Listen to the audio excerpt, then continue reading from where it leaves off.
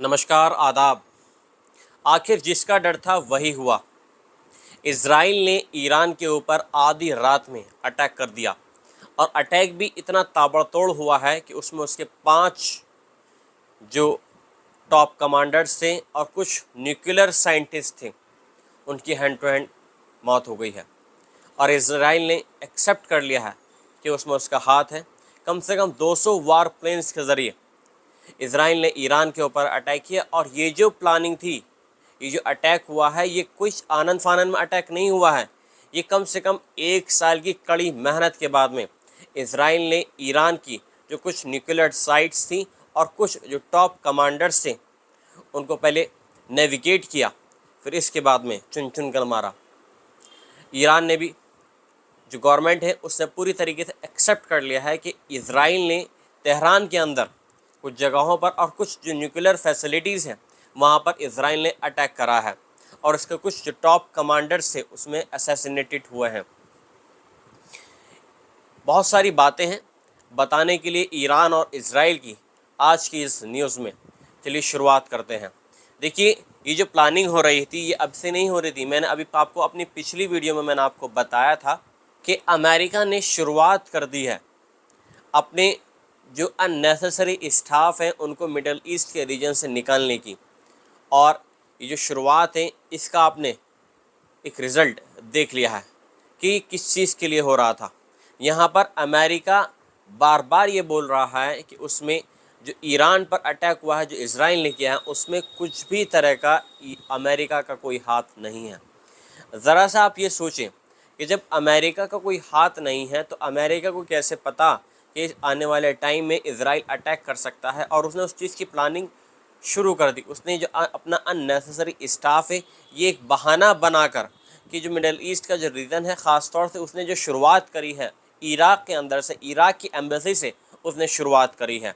और उसने बार बार स्टेटमेंट दिया है कि वहाँ पर कुछ जो खून खराबा हो रहा है, वहाँ का माहौल सही नहीं है, बहुत ज़्यादा उल्टे सीधे काम हो रहे हैं इराक़ के अंदर। तो इस लिहाज से अपने स्टाफ को बचाने के लिए वो इस तरह की अननेसेसरी स्टाफ को वहाँ से निकाल रहा है।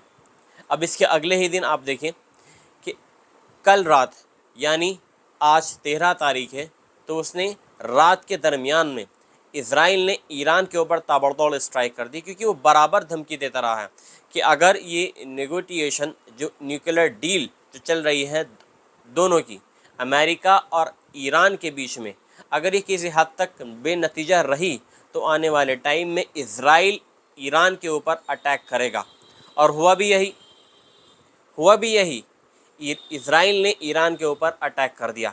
ये दिखाता है कि इज़राइल के पास में पूरी कैपेबिलिटी है, पूरी स्ट्रेंथ है कि ईरान के अंदर कहीं भी ईरान के टॉप कमांडर्स बैठे हुए हों, कहीं भी टॉप न्यूक्लियर साइंटिस्ट बैठे हुए हो, यहाँ तक कि जो टॉप लीडर्स हैं वो भी अगर बैठे हुए हैं, तो इज़राइल उनको ख़त्म करने की कैपेबिलिटी रखता है।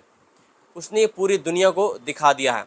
अब जब ये अटैक हुआ है, अटैक के साथ में इज़राइल ने भी पूरी एहतियाती बरती है और कुछ जो तेल अवीव का जो मेन इलाका है, जहाँ पर पब्लिक सिविलियंस रहते हैं, उनको पूरी तरीके से खाली करा लिया गया है। आप टीवी स्क्रीन पर देख सकते हैं, ये तेल अवीव का एक रोड है, एक पॉश इलाका है, इसको पूरी तरीके से खाली करा लिया गया है। दूसरी तस्वीर में आप देख सकते हैं कि एक समुद्र के किनारे का ये एक हिस्सा है, ये भी एक पॉश इलाका है, बिल्कुल सुनसान पड़ा हुआ है, बिल्कुल जहाँ पर समुद्र तट पर जहाँ पर हज़ारों की भीड़ होती थी, वहाँ पर एक परिंदा भी नहीं है। तो इज़राइल ने पूरी प्रिकॉशंस के साथ में, पूरी एहतियाती के साथ में अपने सिविलियंस को सेव कर लिया। उनको सही जो महफूज जगहें, जो बंकर्स हैं, उसमें जाने के लिए उनको कहा गया इज़राइल की तरफ से।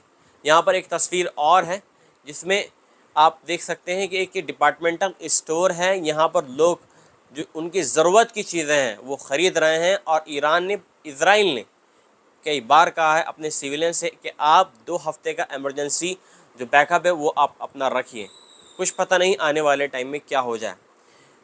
एक बात और सामने आ रही है, वो ये आ रही है कि जो बेन गुरियन एयरपोर्ट है वहाँ पर उसने एहतियाती के तौर पर अपनी सारी जो फ़्लाइट्स है उसको डाइवर्ट कर दिया है, अपने सारे जो प्लेन्स हैं उनको डाइवर्ट कर दिया गया है, ताकि कोई भी अगर ईरान की तरफ से अगर अटैक होता है तो जानी और माल के नुकसान होने से बचा जा सके। ख़बर ये भी सुनने में आ रही है कि जवाबी कार्रवाई में ईरान ने 100 ड्रोन्स एक साथ भेजे हैं, जिनको इजराइल और जॉर्डन की मदद से इंटरसेप्टेड कर दिया गया है हवा में ही। इस अटैक में जो नुकसान हुआ है ईरान का, वो तो अभी पूरी तरीके से ऑफिशियली नहीं हो पाया है, लेकिन जो न्यूक्लियर साइट्स हैं उसके बारे में ये कहा जा रहा है कि न्यूक्लियर साइट्स में जो अटैक हुआ है वहाँ पर कोई भी ऐसे रेडियो एक्टिव जो यूरेनियम होता है उसकी लीकेज होने की खबर अभी नहीं मिली है। लिहाजा यहाँ पर जो टॉप कमांडर्स हैं ईरान के वो यहाँ पर मारे गए हैं, उनका असैसिनेटेड हुआ है, और 2 जो टॉप ईरान के जो न्यूक्लियर साइंटिस्ट हैं उनका भी असैसिनेटेड हुआ है। आप टीवी स्क्रीन पर देख सकते हैं कि इज़राइल की तरफ से ये तेहरान का ये इलाका है, ये पूरा इलाका तेहरान का है। यहाँ पर आधी रात में एयर स्ट्राइक हुई है इज़राइल के वॉर प्लेन्स के थ्रू। वॉर प्लेन्स आए और आनन फानन में अटैक करके वो चले भी गए। यहाँ पर ईरान देखता का देखता रह गया। लेकिन ईरान के जो हयातुल्लाह अली ख़ामेनेई हैं उन्होंने वार्न कर दिया है कि इसका खामियाजा बहुत बुरा होगा, इसका जो बदला है बहुत बुरी तरीके से दिया जाएगा इज़राइल को। एक ईरान के अंदर एक रीज़न है, वहाँ पर एक मस्जिद है, उस मस्जिद में जो एक लाल झंडा होता है उसको दोबारा से फहरा दिया गया है, और उस झंडे का मकसद ये है उसको फहराने का कि दुश्मन से बदला लेना है। अब इस झंडे का मकसद ये है।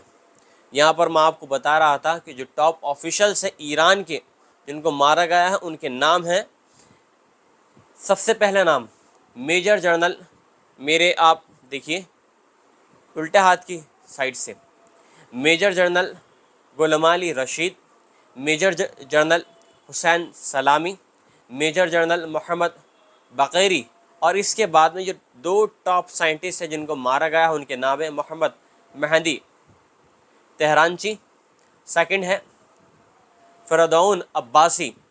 ये 2 टॉप न्यूक्लियर साइंटिस्ट बताए जा रहे हैं जिनको इजरायली एयर स्ट्राइक में मार दिया गया है, और इजराइल ने पूरी तरीके से इस चीज़ की जिम्मेदारी ली है कि उसमें इस एयर स्ट्राइक में उसका हाथ था। यहाँ पर ईरान की जो आर्मी है उसके जो स्पोक्स पर्सन हैं brigadier general Abdul Fazil शकराची confirmed Israeli airstrike on Iranian territory, including residential buildings, and said the Islamic Republicans' responses to the attacks will be heavy. इन्होंने भी वार्न कर दिया है कि इज़राइल पर जो अटैक होगा वो उसकी जो इच्छा शक्ति है, जो वो सोचता है कि ईरान किस तरीके से अटैक कर सकता है, उसकी वो सोच से बहुत ऊपर होगा। बार बार यहाँ पर ईरान के हयातुल्लाह अली ख़ामेनेई बार बार वार्न कर